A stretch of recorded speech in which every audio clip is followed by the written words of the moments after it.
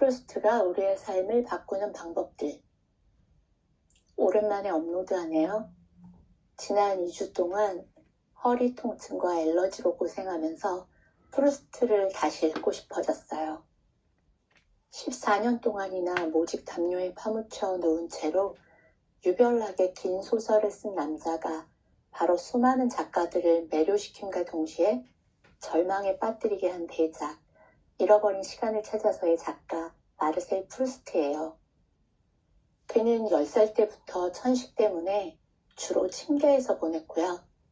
가끔 외출할 때는 견딜 수 없는 추위로 여름에도 코트를 여러 겹씩 겹쳐 입었다고 해요. 피부는 너무 민감해서 비누나 화장품을 사용하지 못하는 것은 물론이고 깨끗한 린넨으로 몸의 물기를 두드려서 닦아야 했대요. 잠들기 전에도 광천수 한 컵을 마시면 위통 때문에 잠을 이룰 수가 없어서 언제나 4분의 1컵을 지켜서 마셨다고 하죠. 아버지 에드리안 프루스트 박사는 위생학의 대가이자 파리 의과대학 교수였고요. 역시 유명한 외과 의사이면서 만능 스포츠맨의 건장한 남동생 로베르 프루스트 박사는 1차 세계대전 때는 야전 병원에서 수술 도중에 포탄이 떨어져 건물이 부서지는 상황에서도 환자를 들고 뛰는 황소 체력이었대요. 마치 창세기에 등장하는 야곱과 에서를 보는 느낌이죠. 평생 단 한 장의 그림을 팔았으며 늘 가난해서 동생 테오의 도움을 받았던 빈센트 반 고흐도 떠오르네요. 그런 동생과 비교되며 마르셀 프루스트는 종종 주위로부터 꾀병이라는 은근한 암시는 물론 때로는 대놓고 무의도식하는 버릇없는 어른아이라는 비난까지 받았다고 하는데요. 프루스트는 이런 병약함이야말로 우리에게 눈치를 채고 배우게 만들며 다른 방법으로는 결코 몰랐을 과정을 분석하게 한다고 말합니다. 오늘은 그의 방대한 14권의 책 잃어버린 시간을 찾아서를 다루려는 것은 아니고요. 알랭드 보통의 책을 통해서 프루스트를 만나보려고 해요. 이 책은 이미 2005년에 프루스트를 좋아하세요? 라는 제목으로 번역본이 간행되었었는데요. 2010년에 다시 1997년의 초판이 아닌 1998년의 첨삭본이 번역되었어요. 이 책은 프루스트의 전기이자 서평이며 문학사인 동시에 프루스트를 읽기 위한 독서 지침서 정도로 볼 수 있을 것 같아요. 알랑드 보통의 책 중에는 영혼의 미술관이나 철학의 위안, 우리는 사랑일까 같은 수많은 좋은 책들이 있지만요. 저 개인적으로는 불안이 최고의 책이었거든요. 물론 젊은 베르테르의 기쁨처럼 유쾌한 철학 에세이도 있습니다. 제가 좋아하는 보통의 눈을 통해 만나는 프루스트가 저에게 또 하나의 지평을 열어준 것처럼 여러분에게도 그런 좋은 시간이 되시길 바라봅니다. 이 책은 이렇게 9가지 목차로 시작이 돼요. 오늘의 삶을 사랑하는 방법, 좋은 친구가 되는 방법, 이런 챕터들도 좋은 챕터였지만요. 오늘은 4번째, 성공적으로 고통받는 방법과 9번째, 책을 내려놓는 방법을 간추려서 읽어드릴 거예요. 프루스트의 시각에서 보면 우리는 문제가 생기고 나서야, 고통을 겪고 나서야, 무엇이 자신이 바라는 대로 되지 않고 나서야 비로소 어떤 것을 진정으로 배우게 된다.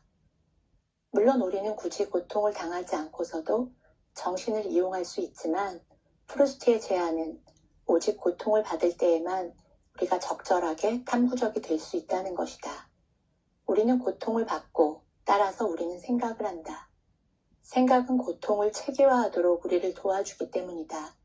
생각은 고통의 기원을 이해하고 고통의 규모를 파악하고 고통의 현존과 화해하도록 우리를 도와주기 때문이다. 프루스트의 말에 따르면 사람이 지혜를 얻는 방법에는 2가지가 있다. 하나는 선생님을 통해서 고통 없이 얻는 것이고 또 하나는 삶을 통해서 고통스럽게 얻는 것이다. 그는 고통스러운 쪽의 지혜가 훨씬 더 우월하다고 주장한다. 왜 우리는 손쉽게 지혜를 배울 수 없을까? 왜 이처럼 고통스러운 여행은 진정한 지혜의 획득에 필수 불가결한 것일까? 한 사람이 경험하는 고통의 정도와 그 결과로 그 사람이 가지게 되는 사고의 깊이와의 관계를 정의했다는 사실만으로 어쩌면 충분하지 않을까? 이것은 마치 정신이 까다로운 기관이다 보니 어려운 사건들로 인해 부득이 그렇게 하지 않을 수 없기 전까지는 어려운 진실들을 한사코 받아들이기를 거절하는 것만 같다. 행복은 몸에 좋지만 정신의 강인함을 발달시켜주는 것은 바로 슬픔이다. 오직 슬픔에 빠졌을 때에야만 비로소 우리는 어려운 진실에 맞서고자 하는 프루스트적인 자극을 받게 된다. 이런 생각은 의사에 대한 프루스트의 의구심을 설명해준다. 프루스트의 이론에 따르면 의사는 뭔가 악유가 맞지 않는 입장에 있다. 왜냐하면 그들은 신체 작용의 이해를 직업으로 삼는 사람이면서도 정작 그들의 지식은 1차적으로 자신의 몸에 나타난 고통으로부터 비롯된 것이 아니기 때문이다. 그들은 다만 몇 년간 의과 대학에 다녔을 뿐이다. 그럼에도 불구하고 프루스트의 논리는 위중한 질병으로 종종 괴로워하는 의사를 찾아보라는 지혜를 제안한다. 이제는 프루스트가 겪은 불운의 크기가 그의 생각의 타당성에 의구심이 들게 한다고 생각해서는 안 될 것 같다. 우리는 오히려 실제로 그가 겪은 고통의 정도 그 자체를 통찰을 위한 완벽한 전제 조건의 증거로 받아들여야 마땅할 것이다. 살아있다는 것이 무슨 의미인지에 관해서 상당수의 심오한 증언을 남긴 사람들은 만족스러운 삶을 살던 사람들이나 열정적인 사람들이 아니었다. 그런 지식은 대개 극도로 비참한 사람의 특권적인 영역이거나 또는 그런 사람에게 허락된 유일한 축복이기 마련이다.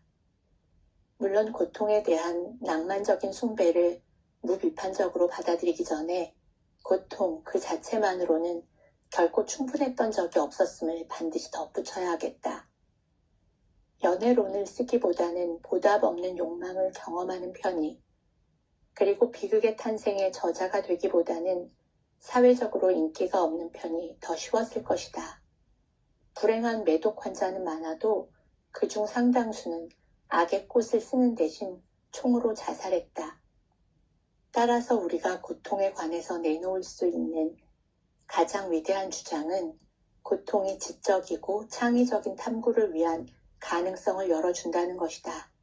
손쉽게 간과하거나 또는 거절할 수 있는, 그리고 종종 그렇게 되는 가능성을 말이다.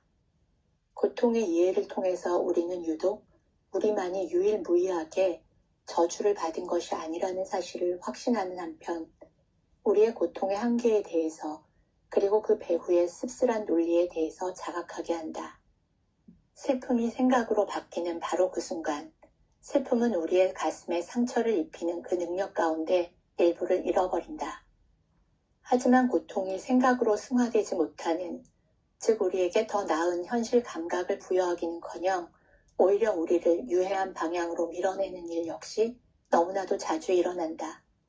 그곳에서 우리는 새로운 것을 전혀 배우지 못하며 훨씬 더 많은 환상에 노출되고 중요한 생각들을 차라리 애당초 고통받지 않고서도 내놓을 수 있었을 것보다도 훨씬 덜 내놓을 수 있게 된다. 프루스트의 소설에는 우리가 잘못된 고통 체험자라고 부를 수 있는 이런 사람들이 가득하다. 사랑에 배신당하거나 또는 파티에서 배척당하는 가엾은 영혼들, 지적 불안전의 느낌이나 사회적 열등감으로 고통받는 사람들.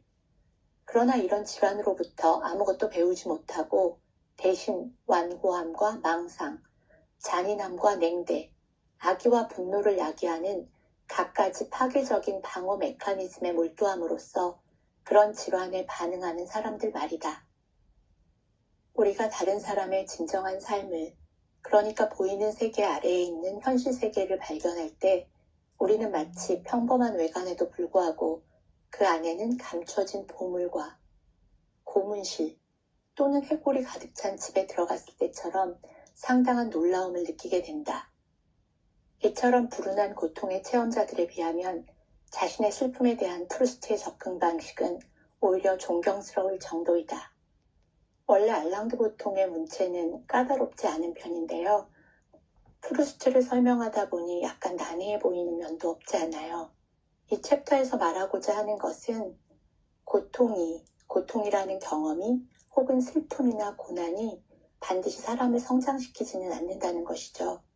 실현을 했다고 해서 모두 다 스탕달처럼 연애론을 쓰는 것이 아니고 사람들에게 소외됐다고 해서 다 니체처럼 비극의 탄생을 쓰는 것도 아니고요. 매독 환자가 되었다고 해서 보들레르처럼 악의 꽃을 탄생시키는 것은 아니라는 것이죠. 케네디 대통령을 살해한 하빌리 오스왈드는 어렸을 때 엄마를 잃었고 8명의 이복 형들이 있었거든요. 어쩌면 요셉하고 되게 비슷한 상황이잖아요. 그러나 요셉은 그 모든 것을 통해서 사람을 살리는 사람이 됐고요. 하빌리 오스왈드는 한 사람을 죽이고 한 나라를 공포에 떨게 만드는 사람이 되었죠. 반드시 고통이 모든 사람에게 축복이 되는 것은 아닌 모양입니다. 그래서 이 챕터의 제목이 성공적으로 고통받는 방법이에요. 인생을 살아가다 보면 우리는 반드시 고난이나 고통, 슬픔과 마주하게 되는데요. 그 시간을 통해서 우리가 더 성장할 것인지 아니면 더 좌절할 것인지는 우리의 선택에 달려 있습니다. 평생을 문학에 바친 사람으로서 프루스트는 책을 지나치게 진지하게 받아들이는 또는 오히려 물신주의적으로 경건한 태도를 취하는 위험에 관해 독특한 자각을 표현했다.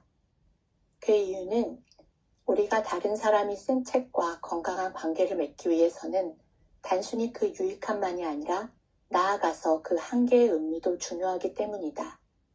프루스트와 러스킨의 만남은 독서의 유익함을 예증해준다. 내 눈앞에서 이 우주가 갑자기 무한한 가치를 되찾았다. 프루스트는 훗날 러스킨을 만난 날을 이렇게 회상했다.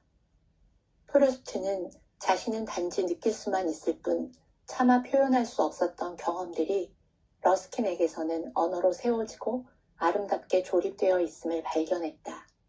존 러스킨 덕분에 프루스트는 가시적인 세계, 건축, 미술, 자연에 민감해지게 되었다. 러스킨으로부터 깊은 감명을 받은 까닭에 프루스트는 자신의 소설가로서의 계획을 밀어놓고 러스킨 연구에 몰두해 그의 작품 아미행의 성서와 참깨와 백합을 번역했다. 평범한 사람들은 이렇게 생각한다. 우리가 존경하는 책들이 인도하는 대로 따를 경우 우리의 판단 능력에서 그 독립성의 일부를 박탈당할 것이라고 말이다. 러스킨이 무엇을 느끼는지가 당신에게 무슨 상관인가? 당신 스스로 느껴보라. 그러나 이런 견해는 심리학적 오류에 근거하는 것이다. 가령 정신적인 훈련을 받아들임으로써 자신들의 이해와 감각 능력이 무한히 향상되었다고, 자신들의 비판 감각이 결코 마비되지 않았다고 느끼는 사람들이라면 이런 오류를 받아들이지 않을 것이다. 사람이 무엇을 스스로 느끼는지를 자각하게 되는 방법으로 말하자면 어떤 거장이 어떻게 느꼈는지를 스스로 재창조하려고 시도하는 것보다 더 나은 방법은 없을 것이다. 이런 심오한 노력에서는 우리가 그의 생각과 함께 빗속으로 끌어내는 것이야말로 우리의 생각 그 자체이다. 책이 우리를 눈뜨게 해주고 우리를 예민하게 만들고 우리의 지각 능력을 향상시켜 줄지는 모르지만 어느 시점에 이르면 그런 작용은 중지되고 만다. 어떤 책을 읽든지 우리는 뭔가 어울리지 않는, 오해되는, 강제되는 듯한 느낌을 받는 순간을 직면하게 마련이고 그때부터는 인도자를 뒤에 남겨놓고 자신의 생각을 혼자서 이어나가야 할 책임감을 느낀다. 러스킨을 향한 프루스트의 존경은 대단했지만 그의 본문을 6년 동안이나 열성적으로 연구했고 갑자기 어느 순간 어리석고 광적이고 속박되고 우스꽝스러워지는 것을 방지하지는 못했다고 주장했다. 이것은 그가 독서와 학문 전반 어딘가에 속박된 차원이 있다는 것을 인식했음을 상징한다. 이것은 좋은 책, 즉 위대한 독서의 훌륭한 특징 가운데 하나이다. 저자에게 그것들은 결론이라고 불릴 수 있지만 독자에게는 다만 자극이라고 불릴 수 있다. 우리는 저자의 지혜가 떠나간 장소에서 우리의 지혜가 시작된다는 사실을 절감하며 저자가 우리에게 제공할 수 있는 것이라고는 욕망뿐일 때에도 어떤 답변을 주기를 바란다. 이것이 바로 독서의 가치이며 또한 독서의 부적절성이기도 하다. 독서를 훈련으로 만든다는 것은 자극에 불과한 것에 너무 큰 역할을 부여하는 일이다. 독서는 정신생활의 문턱에 놓여 있다. 독서는 우리를 정신생활에 소개시켜준다. 그러나 독서 자체가 정신생활을 구성하지는 않는다. 독서가 우리에게 자극이라는 점에서 그 마법의 열쇠가 어떻게 해야 들어갈 수 있는지 몰랐던 우리 내부 깊은 곳에 있는 거처로 들어가는 문을 열어주는 한에서 우리의 삶에서 독서의 역할은 정말 유익하다. 그러나 반면 우리에게 정신의 독자적인 삶을 일깨우는 대신에 독서가 그 삶의 자리를 차지하는 경향이 있을 때에는 위험하기도 하다. 진실이 이제 더는 어떤 이상, 오직 우리 생각의 친밀한 과정이며 우리 마음의 노력에 의해서만 깨달을 수 있는 어떤 이상으로 나타나는 것이 아니라 오히려 물질적인 어떤 것으로, 책장 사이사이에 배치된 어떤 것으로, 가령 다른 사람이 완벽하게 마련해둔 꿀처럼 그저 도서관의 책장으로 손을 뻗어 정신과 육체의 완벽한 휴식 속에서 수동적으로 견본을 뽑아내는 수고만 감당한다면 그 독서는 우리를 성장시킬 수 없다. 따라서 우리는 책을 주의 깊게 읽어야 하는, 책이 우리에게 주는 통찰을 반겨 맞아야 하는, 하지만 그 과정에서 우리의 독립성을 예속시킨다거나 우리의 애정생활의 미묘한 차이를 덮어버리지는 말아야 하는 의무를 부과받게 된다. 독서란 그저 어떤 책을 내 머릿속에 집어넣는 행위가 아니라 그 책을 통해서 세상을 바라보는 관점을 변화시켜야 한다는 것을 러스킨의 참깨와 백합 번역서에 붙인 프루스트의 서문을 읽어드림으로 마치겠습니다. 우리는 밀레가 자신의 봄에서 보여준 그 들판을 직접 가보고 싶어하며 클로드 모네가 우리를 지베르니로, 생강의 강둑으로, 그리고 그가 아침 안개 사이로 보여준 탓에 우리 눈으로는 거의 식별할 수 없는 강구비로 데려가 주는 것을 좋아한다. 그러나 사실은 단순히 관계의 우연 또는 가족 관계에 인해서 밀레나 클로드 모네는 그 근처를 지나거나 인근에 서 있을 기회를 얻었고 그리하여 다른 곳이 아니라 바로 그 길을, 그 정원을, 그 들판을, 그 강구비를 그리기로 선택했을 뿐이다. 이 세계의 나머지와 비교했을 때 그런 장소가 유독 뭔가 다르게 그리고 뭔가 더 아름답게 보이는 까닭은 그곳이 일찍이 천재들에게 부여했던 어떤 인상이 마치 파악하기 어려운 반영처럼 그곳에 깃들어 있기 때문이다. 그러나 그런 인상이란 어쩌면 그 화가가 그릴 수도 있었을 다른 모든 풍경 모두의 부드럽고도 무관심한 표면에도 마찬가지로 독특하면서도 제멋대로 떠돌아다니고 있음을 우리는 깨달을 수 있다. 우리가 삶에서 맞이하는 고통이나 고난도 혹은 좋은 책도 매일 하는 큐티 묵상이나 기도도 우리의 삶이 변화되지 않고 여전히 세상이나 타인을 바라보는 관점이 변화되지 않는다면 여전히 나의 욕망을 쫓아 살 뿐 누군가의 필요를 채워주고 누군가의 생명을 살리는 일을 하지 않는다면 낭비되는 삶, 낭비되는 시간은 아닐까 잠시 묵상해 보았습니다.